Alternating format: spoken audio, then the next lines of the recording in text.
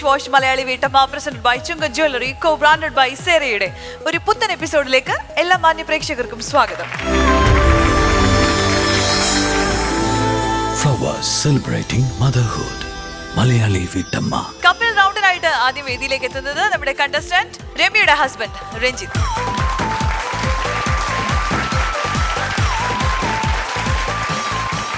കുറച്ച് നാളായി ഈ വഴി കണ്ടിട്ട് അല്ലേ? അപ്പൊ ഇന്നത്തെ ടാസ്ക് എന്താന്നുള്ളത് രമ്യം കൂടെ വന്നാലേ നമുക്ക് പറയാൻ പറ്റുള്ളൂ. അപ്പൊ ടാസ്ക് തുടങ്ങുന്നത് രഞ്ജിത്ത് രമ്യ വിളിച്ചോണ്ടാണ്. അങ്ങനെ ഒരു കാര്യം വിളിച്ചോ, ഐശ്വര്യമായിട്ട് അങ്ങനെ വിളിച്ചോ. ഞാൻ പ്രത്യേകിച്ച് അങ്ങനെ വിളിക്കൊന്നുമില്ല. അത് വീട്ടിലെന്താ ചെയ്യണ അത് മതി. രമ്യ അയ്യേ, ഇങ്ങനെയാണോ വിളിക്കുന്നേ? എത്ര പേര് കാണുന്ന പ്രോഗ്രാമാ, കുറച്ചും കൂടി എന്തെങ്കിലും കൈന്നിട്ട് വിളിക്കേ. അതല്ല, നമ്മൾ ആർട്ടിഫിഷ്യലായിട്ട് വിളിക്കേണ്ട ആവശ്യമില്ല. നമ്മളെങ്ങനെ വീട്ടിലെങ്ങനെ വിളിക്കുന്ന അതേമാതിരി വിളിക്കുക, അത്രേ ഉള്ളൂ. വേറെ ഒന്നുമില്ല. രമ്യയോട് പോരടോ. അപ്പൊ ഞാൻ വരാം. ആൾക്ക് കുറച്ച് ടൈം എടുക്കും, മേക്കപ്പ് ഇതൊക്കെ കഴിഞ്ഞ് എത്തുമ്പോഴേക്കും. ഇല്ല, ഒന്നുകൂടി വിളിച്ചോളൂ, ഞാൻ വരാം. ഇങ്ങോട്ട് പോകട്ടെ രമ്യേ. ഞാൻ വന്നു.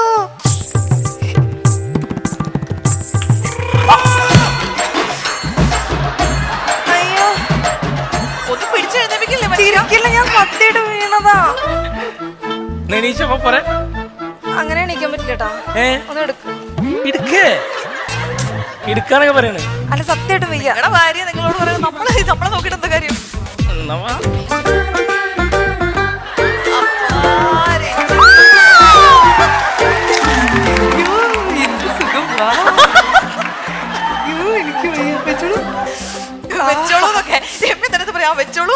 അല്ല, ഇത്ര കറണ്ട് ഞാൻ വിചാരിച്ചില്ലട്ടാ. ഞാൻ എത്ര പ്രാവശ്യം പറയാറുണ്ടെന്നറിയോ, ഒന്നെടുത്ത് നോക്ക്, ഒന്നെടുത്ത് നോക്ക്. ഇപ്പൊ കുറച്ച് മണ്ണൊക്കെ കുറഞ്ഞു അല്ലേ? ഒന്ന് മെലിഞ്ഞിട്ടുണ്ട്. മലയാളി വീട്ടപ്പോ തുടങ്ങിയ സമയത്ത് കണ്ട രമ്യ അല്ല. അതെ, ശരിയാ. അന്ന് എടുത്ത് നോക്കണ്ടായിരുന്നു സത്യത്തില്. അല്ല, ശരിക്കും വീണതാണോ? ഇങ്ങനെയൊക്കെ പറ്റൂ. വിളിക്കാൻ പറഞ്ഞിട്ട് വിളിച്ചില്ലല്ലോ നല്ല രീതിയില്. അതെങ്ങനെ വിളിക്കാൻ പറ്റുള്ളൂ? ഞങ്ങളങ്ങനെ വീട്ടില് ഞാൻ അങ്ങനെ വിളിക്കുന്നില്ല. വീട്ടിലെ അതേമാതിരി വിളിച്ചു. ആയിക്കോട്ടെ, സാറില്ല. വേറെ പ്രത്യേകിച്ച് ആർട്ടിഫിഷ്യൽ ആയിട്ടൊന്നും ആഡ് ചെയ്തില്ല. കുഴപ്പമില്ല. ആ വിളി മതിയോ? മതിയെന്നാണോ നിങ്ങളുടെ അഭിപ്രായം? പോരെ? ആണോ? മതി. ഓക്കെ. പൊതുവേ ഒരു പറച്ചിലുണ്ട്, പെണ്ണുങ്ങളാകുമ്പോ ഒരു ഇച്ചിരി അസൂയ, കുശുമ്പ്, ഇങ്ങനെയുള്ള സംഭവങ്ങളൊക്കെ ഉണ്ടാവുമെന്ന്. നമ്മൾ അതിനോടൊന്നും യോജിക്കാറില്ല അല്ലേ? അതെ, തീരെ ഇല്ലാത്തോണ്ട് ഞാൻ തീരെ യോജിക്കില്ല. അസൂയ ഇല്ലാത്ത ആൾക്കാരെ കാണുമ്പോൾ അസൂയ എങ്ങനെ പറ്റണോ? അപ്പോ രഞ്ജിത്തിന് തരാൻ പോകുന്ന ടാസ്ക് ഇതാണ്. രമ്യയുടെ സ്വഭാവത്തില്, രഞ്ജിത്തിന് മാത്രമല്ല നിങ്ങൾക്ക് രണ്ടുപേർക്കും തരാൻ പോകുന്ന ടാസ്ക് ഇതാണ്. രമ്യയുടെ സ്വഭാവത്തില് അസൂയ വരുന്ന സന്ദർഭങ്ങൾ, അല്ലെങ്കിൽ അത് പുറത്ത് കാണിക്കാറുള്ള സംഭവങ്ങൾ, അതുമായിട്ട് കണക്ട് ചെയ്യുന്ന ആൾക്കാർ ആരെ കാണുമ്പോഴാണ് കൂടുതൽ അസൂയ തോന്നാറ്. അപ്പോ രമ്യയിലെ അസൂയക്കാരി എത്രത്തോളം ഉപദ്രവകാരിയാണ് അല്ലെങ്കിൽ എത്രത്തോളം പാവമാണെന്നുള്ളതിനെ കുറിച്ച് നിങ്ങൾ രണ്ടുപേരും കൂടെ നമുക്കൊന്ന് എക്സ്പ്ലെയിൻ ചെയ്ത് തരണം. അല്ല, ഒന്നാമത് ചില അസൂയക്കും കുശുമ്പനും മരുന്നില്ല. പിന്നെ രമ്യ പിന്നെ പറയുന്നത് കുഴപ്പമില്ല. അസൂയ കുറച്ചെങ്കിലും പറയട്ടെ. ആയിക്കോട്ടെ. കല്യാണം കഴിഞ്ഞതിന് ശേഷം ആള് നാട്ടിലുള്ള സമയത്ത് ഇപ്പോൾ ആൾക്ക് എങ്ങനെ വെച്ചാൽ വലിയൊരു ഫാമിലിയാണ്. ഇപ്പോൾ കുറച്ച് കസിൻസ് ഉണ്ട്, ഒരേ ഏജിലുള്ള കസിൻസ് ആണ്. 7-8 ആൾക്കാരുണ്ട്. അപ്പോൾ അവരുടെയൊക്കെ കല്യാണം ഞങ്ങൾ കഴിഞ്ഞിട്ട് ശേഷം എല്ലാവരും കഴിഞ്ഞത്. അപ്പം ഞാൻ ആ സമയത്ത് ഉണ്ടാവില്ല. അപ്പോൾ കല്യാണത്തിന് പോയിട്ടുണ്ടെങ്കിൽ ആള് തലേദിവസം വിളിക്കൽ തുടങ്ങും. ഒന്ന് വന്നത് നന്നായിരുന്നു, ഞാൻ ഒറ്റയ്ക്കാവും. പിന്നെ കല്യാണം കഴിഞ്ഞാൽ പിന്നെ ഫോൺ ഞാൻ എടുക്കാറില്ല. കാരണം എടുക്കാൻ പറ്റില്ല, ഇതന്നെ സംസാരം. അല്ല, അതങ്ങനെയല്ല. അവരൊപ്പം മിങ്കിൾ ചെയ്യുന്നുണ്ടാവും. അവരെ ഭാര്യ ഭർത്താവും മിങ്കിൾ ചെയ്യുന്ന സമയത്ത് ഞാൻ ഇല്ല എന്നുള്ള പ്രശ്നമാണ് ആൾക്ക്. അസൂയ അവര് ഭർത്താവിന്റെ കൈ പിടിച്ച് നടക്കുമ്പോ രമ്യക്ക് അസൂയ. അതല്ലേ അതിവിടെ ഏതൊരു ആൾക്കാർക്കും തോന്നും. കാരണം എന്താ വെച്ചാൽ കല്യാണം കഴിഞ്ഞ് കുറച്ചായിട്ടേ ഉള്ളൂ. അപ്പൊ തന്നെ ആള് ഗൾഫിലോട്ട് പോയി. ഞാൻ നാട്ടിലാ. അപ്പം കുറച്ച് 2-3 പേരെ കല്യാണം അപ്പം ഉണ്ടായിരുന്നു. അപ്പൊ ഞാൻ ഇങ്ങനെ നോക്കിയൊക്കെ അവരിങ്ങനെ പോകുന്നു, സെൽഫി എടുക്കുന്നു, അതാക്കുന്നു ഇതാക്കുന്നു. ഞാൻ മെല്ലെ ഇങ്ങനെ നോക്കിയിരിക്കുക. അപ്പൊ എത്ര വിഷമം ഉണ്ടാവും. അപ്പൊ ഞാൻ കുറച്ചൊക്കെ പറയാറുണ്ട് അസൂയ. അല്ലാതെ വേറെ എന്തൊക്കെ സമയത്ത് അസൂയ വരാറ്? അസൂയ പറയാനില്ല, എല്ലാ അസൂയല്ലേ. എങ്ങനെ നോക്കിയാൽ അസൂയ? അല്ല, അങ്ങനെയല്ല, അങ്ങനെ പറയും. പിന്നെ ആള് പ്രഗ്നന്റ് ആയ സമയത്ത് അങ്ങനെയല്ല, അതിന് അസൂയല്ല. ആള് 7 മാസം അവിടെ ആയിരുന്നു. 8th month അങ്ങോട്ട് വന്നത്. 7 മാസം ഞാൻ ഹോസ്പിറ്റലിൽ പോയിരുന്നു, അവളൊപ്പം പോയിരുന്നത്. ഇവിടെ വന്നപ്പോ സെയിം ചെറിയ ഇവിടെ നടക്കണം എന്നല്ല, ഞാനും വരണം എന്നുള്ളത് ഡയലോഗ്. അപ്പൊ ഇപ്പൊ പോവാണെങ്കിലും, ഇപ്പൊ സ്കാനിങ്ങിന് പോവാണെങ്കിലും അങ്ങനത്തെ കാര്യങ്ങളൊക്കെ പോവാണെങ്കിലും അമ്മയും രമ്യങ്ങനെ പോവുക. അപ്പൊ പിന്നെ രഞ്ജിത്തിന്റെ അമ്മയോ അത് രമ്യ? അല്ല, രമ്യയുടെ അമ്മ തന്നെ പോവുക. കാരണം 8ാം മാസം നമ്മൾ അവിടെ കൊണ്ടാക്കില്ല. പ്രശ്നം എന്താ വെച്ചാല് ഇപ്പൊ അവിടെ സ്കാനിങ്ങിന് വരുമ്പോൾ ചിലപ്പോൾ ഭർത്താവ് ഉണ്ടായിരിക്കും, കൈ പിടിക്കാനുണ്ടായിരിക്കും. അങ്ങനെ ഇതിപ്പോ ഭർത്താവ് കൈ പിടിക്കുന്നതാണ് മൊത്തം അസൂയയുടെ കാരണം. അങ്ങനില്ല. ഇപ്പൊ ഡോക്ടറെ അടുത്ത് കേറുമ്പോ ഡോക്ടർ ചോദിക്കില്ലേ ഇവിടെ അച്ഛൻ എവിടെയെന്ന് ചോദിക്കില്ലേ? അങ്ങനെയല്ല, കുട്ടീന്റെ അച്ഛൻ ആയില്ലല്ലോ, അതിന് ഭർത്താവ് എവിടെയെന്ന് ചോദിക്കുമല്ലോ. എല്ലാവരും അങ്ങനെയാണ് വരിക. അപ്പോൾ ചിലപ്പോൾ കാണാൻ ഇങ്ങനെ ഓറഞ്ചൊക്കെ തൊളിച്ചു കൊടുക്കുന്നു ഭാര്യയ്ക്ക്. നമ്മളിങ്ങനെ അമ്മേനെയും പിടിച്ചിങ്ങനെ ഇരിക്കും. കുറേയൊക്കെ കഴിയുമ്പോൾ ഭയങ്കര വിഷമമാണ്. കാരണം എല്ലാ പ്രാവശ്യവും ഇങ്ങനെ അമ്മയും ഞാനും കൂടെ തന്നെ പോയാ. 7 മാസം വരെ ഞാൻ ഗൾഫിലുണ്ടായിരുന്നുള്ളൂ, പിന്നെ ഇങ്ങോട്ട് നാട്ടിലായിരുന്നു. പിന്നെ മോണ്ടത്തിന് ഏകദേശമൊക്കെ അങ്ങനെ തന്നെയായിരുന്നു. ഞാനിനി അങ്ങോട്ട് കയറി വന്നിട്ട് എന്തുണ്ടാക്കാനാണ്? ഡോക്ടറോട് എന്തിനാണ് ഞാൻ അപ്പൊ കയറി വരുന്നതെന്ന് അവർ ചോദ്യം ചോദിക്കാറുണ്ട്. അപ്പൊ പിന്നെ ഞാനും അമ്മയും കൂടിയാണ് പൊതുവെ എപ്പോഴും കയറുക. അതെനിക്കൊരു ഭയങ്കര ബാക്കിയുള്ളവരെല്ലാവരും ഭർത്താവിന്റെ കൈയും പിടിച്ച് ഇങ്ങനെയൊക്കെ കയറി പോകുമ്പോഴേ അങ്ങനെയും കാണാറുണ്ട്.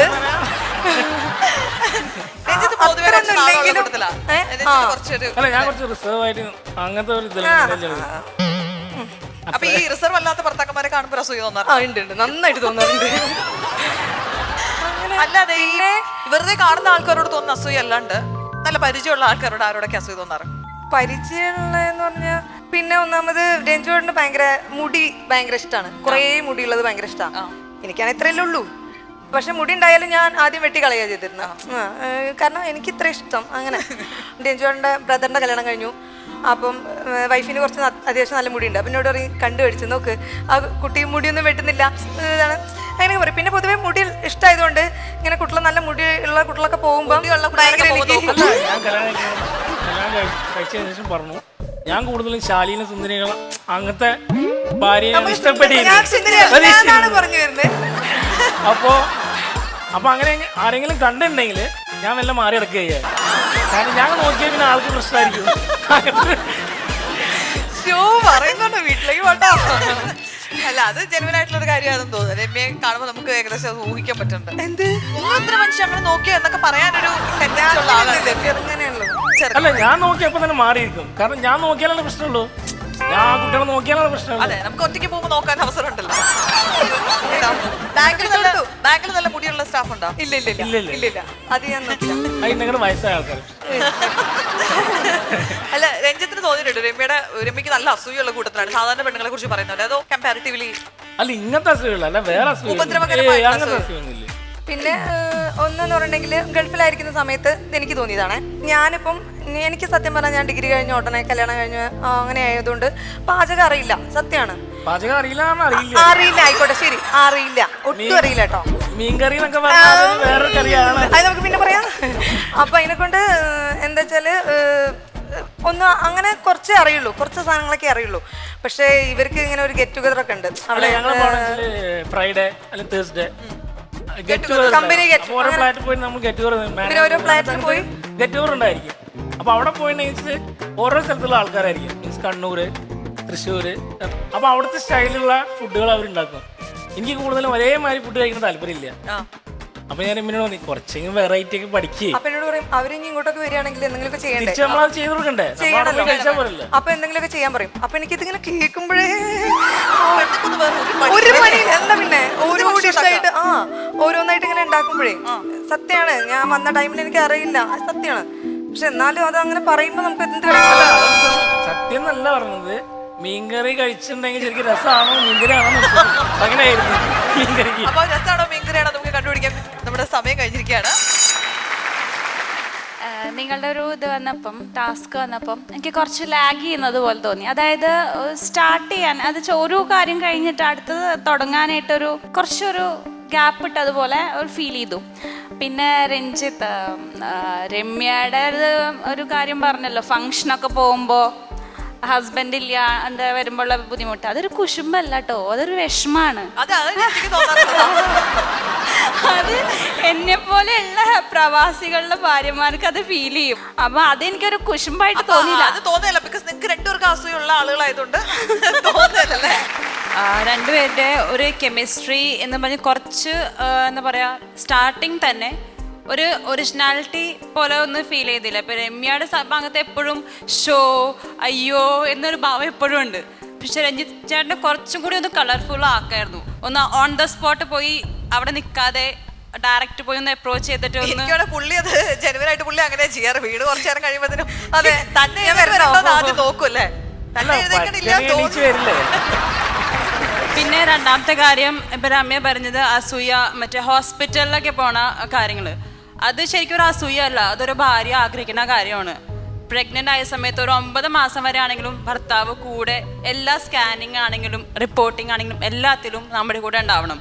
അതൊരു ഫാക്റ്റാണ്. പെണ്ണായി പോയില്ലേ, ഒന്നും ചെയ്യാൻ പറ്റില്ല. എനിക്ക് ഒരുപാട് സന്തോഷമുള്ളൊരു കാര്യം, രഞ്ജു ചേട്ടൻ ഇത്രയും സംസാരിച്ച് ഇത്രയും ടാസ്കിനിടയിൽ ഇന്ന് ആദ്യമായിട്ടാണ് ഞാൻ കാണുന്നത്. ഇത് രമ്യയെക്കാളും ഉപരി രഞ്ജു ചേട്ടൻ്റെ, രമ്യയുടെ വിടട്ടെ, രഞ്ജു ചേട്ടൻ്റെ പറയുന്ന രീതിയിൽ ഒരു എന്താ പറയുക ഏച്ച് കെട്ടലും തോന്നിയില്ല. വളരെ ഒറിജിനൽ ആയിട്ട് ഒരു കോഴിക്കോടൻ സ്ലാങ്ങിൽ വളരെ ഒറിജിനലായിട്ട് പറയുന്ന അതൊരു വലിയ പോയിന്റായിട്ട് തോന്നി കേട്ടോ. അത് പ്ലസ് നമ്മൾ പറയുന്നുണ്ട്, അത് എനിക്ക് ഭയങ്കരമായിട്ട് ഇഷ്ടപ്പെട്ടു. ഇത്ര ഓപ്പൺ ആയിട്ട് ചേട്ടനെ ആദ്യമായിട്ട് കണ്ടതിൽ ഒരുപാട് സന്തോഷം. പിന്നെ തോന്നിയത് ഈ പറഞ്ഞ കണക്ക് ഒരു ലാഗ് ഉണ്ടായിരുന്നു, അത് പിന്നെ നിങ്ങൾ ആദ്യമായിട്ട് ചെയ്യുന്നതിൻ്റെ ഒരു സംഭവമാണ്. പിന്നെ ഒരു പോയിന്റ് തോന്നിയത് റെപ്പറ്റീഷൻ പോയിന്റ്സ്, അത് കല്യാണം കഴിഞ്ഞ് പോകുമ്പോൾ ഹസ്ബൻഡ്സിൻ്റെ ആബ്സെൻസ് വല്ലാതെ ഫീൽ ചെയ്യുന്നുണ്ട് മൂപ്പത്തിക്ക്. അത് തന്നെ ഒരു 2 പോയിന്റായിട്ട് അതുകൊണ്ട് പറയുകയും ചെയ്തു. ചേട്ടാ മാക്സിമം അല്ല, ചേട്ടൻ ആ തീരുമാനം ഓൾറെഡി എടുത്തല്ലേ ഇപ്പൊ നാട്ടിൽ. അതെ അതെ, അത് വലിയൊരു കൈയടി കൊടുക്കേണ്ട അതെ. ഇത്രയും ഈ അസൂയ പറഞ്ഞ് ചെവി കടിച്ച് മൂപ്പത്തി എന്തായാലും നാട്ടിൽ എത്തിച്ച് ഒരു ബാങ്കുകാരനാക്കി. പക്ഷെ മോളെ ബാങ്കിന് ട്രാൻസ്ഫർ വരാം ഇല്ല, ട്രാൻസ്ഫർ ഇല്ലാത്ത ബാങ്കാണോ? Urban bank. അതേതാ ബാങ്ക് ഒന്ന് പറഞ്ഞു, അങ്ങോട്ട് ഒരാളെ കൊണ്ടുവരാനായിരുന്നു. അപ്പം അങ്ങനത്തെ കുറച്ച് കാര്യങ്ങൾ, ബാക്കി എല്ലാം എനിക്ക് ഇഷ്ടം. എനിക്ക് ഒരുപാട് സന്തോഷമുള്ള കാര്യം രഞ്ജു ചേട്ടൻ ഒരുപാട് ഓപ്പൺ ആയി. മൊത്തത്തിൽ നന്നായിരുന്നു. എനിക്ക് ഇഷ്ടപ്പെട്ടതെന്ന് വെച്ചിട്ടുണ്ടെങ്കിൽ നിങ്ങൾ രണ്ടുപേരും നല്ല കംഫർട്ടബിൾ ആയിട്ട് ഫ്ലോർ യൂസ് ചെയ്തു എന്നത്തേക്കാളും. ഇപ്പോൾ രമ്യയ്ക്ക് എന്ന് വെച്ച് കഴിഞ്ഞാൽ എന്ന് വന്നാലും കുറേ ടെൻഷൻ, അവിടെ കയറുന്നതിന് മുമ്പ് നല്ല ഹാപ്പി ആയിരുന്നു, കയറിയ സമയത്ത് ഭയങ്കര ടെൻഷൻ ആവുന്ന ഒരു ഇതാ കാണാറ്. പക്ഷെ ഇപ്പോൾ നല്ല കംഫർട്ടബിൾ ആയിട്ട് ചെയ്തു. പക്ഷേ നമ്മുടെ ടാസ്ക് പോയിന്റുകൾ കുറവായിരുന്നു. ടാസ്ക് വെച്ചിട്ട് നോക്കുമ്പോൾ നിങ്ങൾ പോയിന്റ് ഔട്ട് ചെയ്യേണ്ട കുറേ കാര്യങ്ങളുണ്ടായിരുന്നു. നമ്മൾ എക്സ്പ്ലെയിൻ ചെയ്ത് പറയാനല്ല പറയുന്നത്, പോയിന്റ് ചെയ്ത് അത് എത്രയും ക്രിസ്പിയാക്കി എത്ര കാര്യങ്ങൾ നമുക്ക് ഉൾക്കൊള്ളാൻ പറ്റുന്നോ അത്രയും ഉൾക്കൊണ്ട് പറയേണ്ടത് അവിടെ കുറവായിരുന്നു. ഒരു കാര്യം തന്നെ ഒരുപാട് നിങ്ങൾ രണ്ടുപേരും എക്സ്പ്ലെയിൻ ചെയ്ത് പറഞ്ഞ്, പിന്നെ തന്നെയല്ല അടുത്ത പോയിന്റിലേക്ക് പോവാൻ അശ്വതിയുടെ സഹായം, അശ്വതി പറഞ്ഞോളൂ എന്ന് പറയുമ്പോഴാണ് അടുത്ത പോയിന്റിലേക്ക് പോകുന്നുണ്ടായിരുന്നത്. അല്ലാതെ ഒരു നോൺ സ്റ്റോപ്പ് നമുക്കിവിടെ നമ്മൾ പ്രതീക്ഷിക്കുന്നത് എന്താ വെച്ചിട്ടുണ്ടെങ്കിൽ വൈഫ് ഒരു കാര്യം പറഞ്ഞു കഴിഞ്ഞാൽ ആ പോയിന്റ് ചേർന്ന് ഹസ്ബൻഡ് ഒരു പോയിന്റ് പറയുക, അല്ലെങ്കിൽ നമ്മുടെ ഒരു ഇൻസിഡൻറ്റ് പറയുക, അതിനെ ചേർന്നിട്ടുള്ള ഒരു ഇൻസിഡൻറ്റ് പറഞ്ഞ് അതിനെ സപ്പോർട്ട് ചെയ്യുക. അതാണ് നമ്മളിവിടെ പ്രതീക്ഷിക്കുന്നത്. പക്ഷേ ഇവിടെ നമുക്ക് കിട്ടിയത്, നിങ്ങൾ രഞ്ജിത്തേട്ടൻ ഒരു കാര്യം പറയുമ്പോൾ രമ്യ അടുത്ത പോയിന്റ് പറയുന്നതിന്, ഞാനൊരു എക്സാമ്പിൾ പറയുന്നതിന് പകരം അല്ലെങ്കിൽ അതിനെ സപ്പോർട്ട് ചെയ്യുന്നതിന് പകരം വീട്ടിലേക്ക് വാട്ടാ ഞാൻ തരാം. അച്ഛാ നമ്മളവിടെ ടാസ്ക്കാണ്, ആ സീരിയസ്നെസ് കൊടുക്കണം. നമ്മൾ ചെയ്യുന്ന ടാസ്ക്, നമ്മളിവിടെ ടാസ്ക്കാണ് ചെയ്യുന്ന ആ ഒരു മൈന്യൂട്ടായിട്ടുള്ള ഒരു സെക്കൻഡ് വരെ നമുക്ക് അവിടെ യൂസ് ചെയ്യാൻ പറ്റണം. നമുക്ക് ഇത്ര ടൈമേ കിട്ടുന്നുള്ളൂ, ആ സെക്കൻഡ് യൂസ് ചെയ്തിട്ട് വേണം നമ്മൾ ആ ഒരു പോയിന്റ് ആഡ് ചെയ്യുക. ആ ഒരു സെക്കൻഡിൽ ചിലപ്പോൾ നമുക്കൊരു പോയിന്റ് ആഡ് ചെയ്യാൻ പറ്റും.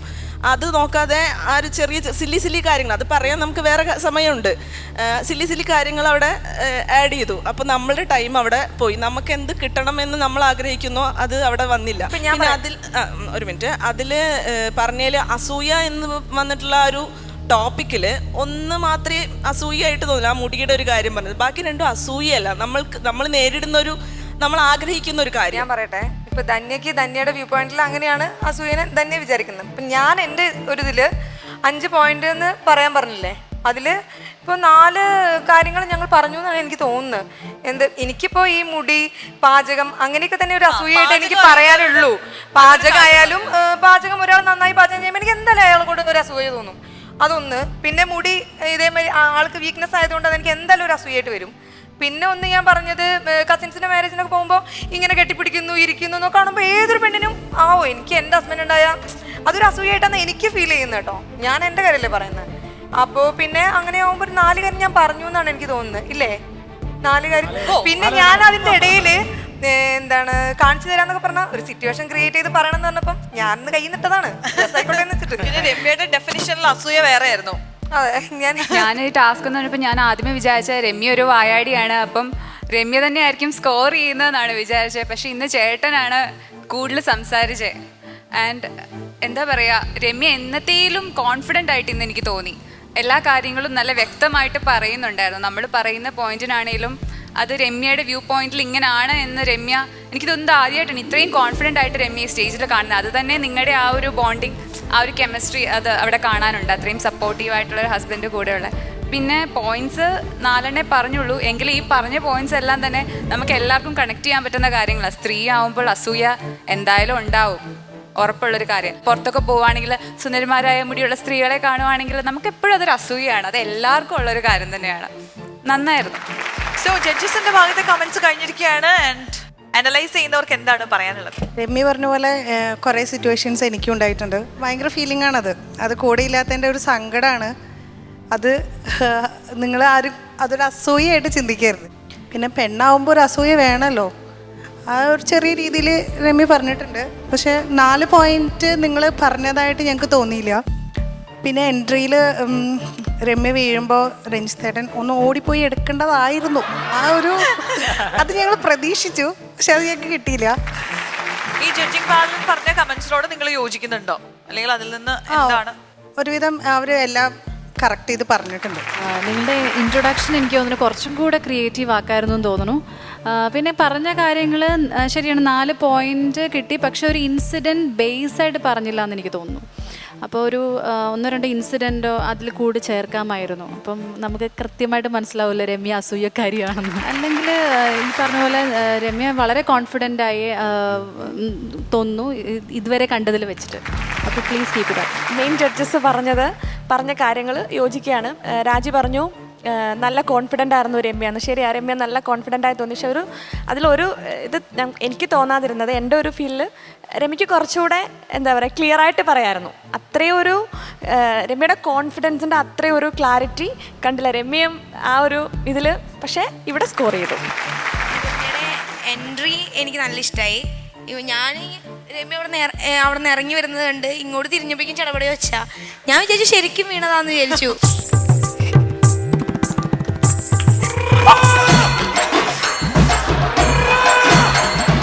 ഞാൻ പിന്നെ ജുബിതോട് ചോദിക്കുക ശരിക്കും വീണതാണോ, അപ്പോൾ സംശയമുണ്ട്. അപ്പോൾ അവള് പിന്നെ ഡയലോഗ്സ് കിട്ടു തുടങ്ങിയപ്പോഴേക്ക് തോന്നി ഇത് കയ്യിൽ നിന്ന് വന്നതാണെന്ന്.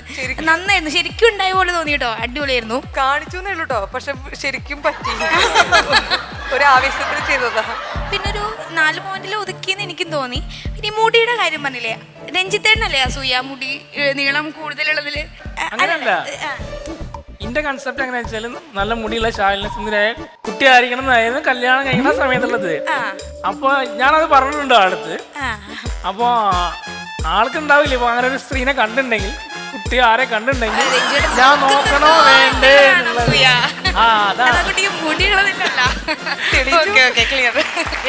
രഞ്ജുവേട്ടന്റെ കൺസെപ്റ്റ് അല്ല, ഒരുതപ്പെട്ട എല്ലാ ആണുങ്ങളും ഇതേ ഡയലോഗ് അടിക്കുന്നത്. നീളമുള്ള മുടി, മെലിഞ്ഞ ശരീരം, നീളമുള്ള നഖം, വെളുത്ത മുഖം.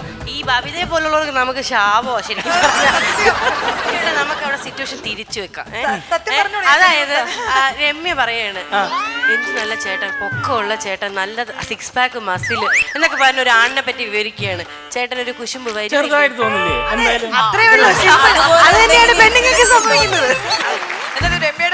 രമ്യയുടെ കോൺസെപ്റ്റിലുള്ള ഏറ്റവും സുന്ദരനായ പുരുഷനാരാ? അങ്ങനെയൊന്നുമില്ല, ചില ചാനലിനെ കാണുമ്പോൾ ചില ആൾക്കാരെ കാണുമ്പോൾ നോക്കണതാണ്, അത്ര വേറെ. പക്ഷെ വേറെ കാര്യമുണ്ട്, ഞാൻ ആരെയും പറഞ്ഞിട്ടുണ്ടാവും ആ കാണാൻ രസമുണ്ടല്ലോ എന്ന് പറഞ്ഞിട്ടുണ്ടെങ്കിൽ ആളെ കണ്ട അപ്പം മാറ്റിച്ചാണ്. ബാമല്ലോ നമ്മളെ നടി ബാമ. എന്താ ആദ്യം മൊബൈലിലൊക്കെ പിക്ചർ ഒക്കെ ഉണ്ടായിരുന്നിട്ടാ, എനിക്കുണ്ടല്ലോ അല്ല അങ്ങനല്ല, അത്രയില്ല, പിന്നെ കഴിഞ്ഞു. സൈഡില് കയ്യിലുണ്ടായിരുന്നു ഫോട്ടോ. അപ്പോ അങ്ങനെയല്ലേ കല്യാണം കഴിഞ്ഞ് വരുമ്പോ ഇഷ്ടമുള്ള നടിമാരെ ഫോട്ടോ ഉണ്ടാവുമല്ലോ. അങ്ങനെ ബാമേനെയും കണ്ടിട്ട് കവിമതിനും കണ്ടിട്ടുണ്ട്. അപ്പൊ ഞാൻ ബാമുള്ള പടം ഞാൻ വീട്ടിൽ വെക്കില്ല, വെക്കാൻ പാടില്ല. പിന്നെ എനിക്കിഷ്ടമുള്ള ആളെ പടം വെക്കാറില്ല. വേറൊരു കാര്യം വെക്കാറില്ലേ? അത് ആരത്? ഇതല്ലേ പറയേണ്ടിയിരുന്നേ, അല്ലാണ്ട് കല്യാണത്തിന് പോയപ്പോൾ ഭർത്താവിനെ മിസ് ചെയ്തു, അല്ലെങ്കിൽ ഗൾഫിൽ പോയപ്പോൾ പാചകം മിസ് ചെയ്തു, അതല്ല ചോദിക്കുന്നേ. ഇങ്ങനെയുള്ള കുഞ്ഞു കുഞ്ഞു കുശുമ്പ് നമ്മുടെ മനസ്സിൽ ചെറുതായിരിക്കും, പക്ഷെ അത് കേൾക്കാൻ രസമായിരിക്കും. ഇപ്പൊ എൻ്റെ വ്യൂ പോയിന്റിലുള്ള അസൂയ എന്നല്ല അത്. അസൂയ എന്ന് പറയുമ്പോൾ ഇതാണ്. ഇതിൽ പരം എന്ത് പറയാനുള്ളത്? എനിക്ക് പറയാനുള്ളത് ഒക്കെ പറഞ്ഞു കഴിഞ്ഞു.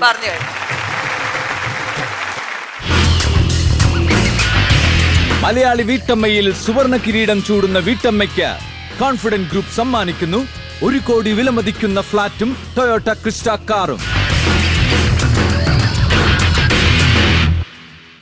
സോ നമുക്ക് ഇവരുടെ ഈ ഒരു റൗണ്ടിലെ മാർക്സിലേക്ക് പോവാം. രമ്യ, ഈ മാർക്ക് കൂടുതലും രഞ്ജിത്തേട്ടനുള്ളതാണ് കേട്ടോ. കാരണം രമ്യക്ക് എപ്പോഴും ഒരു പരാതിയുണ്ട്, രഞ്ജിത്തേട്ടൻ ഭയങ്കര റിസർവ്ഡ് ആണ്, മിണ്ടത്തില്ല, പറയത്തില്ല. പക്ഷെ മോളെ ഇന്ന് സ്കോർ ചെയ്തത് മുഴുവൻ നിന്റെ ഹസ്ബൻഡാ. അപ്പോൾ രഞ്ജിത്തേട്ടന് വേണ്ടിയിട്ട് 6 മാർക്സ്. രമ്യ, ഇത് രഞ്ജിത്തേട്ടന് വേണ്ടിയിട്ടാണ്. Out of 10 6 mark. Ramya points പറഞ്ഞു, പക്ഷേ രമ്യയുടെ ടാസ്കിലോട്ട് എത്തിയിട്ടില്ല. അതായത് ഇപ്പം ഞാൻ പറഞ്ഞല്ലോ 2 കാര്യങ്ങൾ, അപ്പം അതൊരു കുശുമ്പ് എന്നുള്ളൊരു ഇതിലേക്ക് വന്നില്ല. അതുകൊണ്ടാണ് ഞാൻ 5 മാർക്സ് ആണ് ഔട്ട് ഓഫ് 10 തരുന്നത്.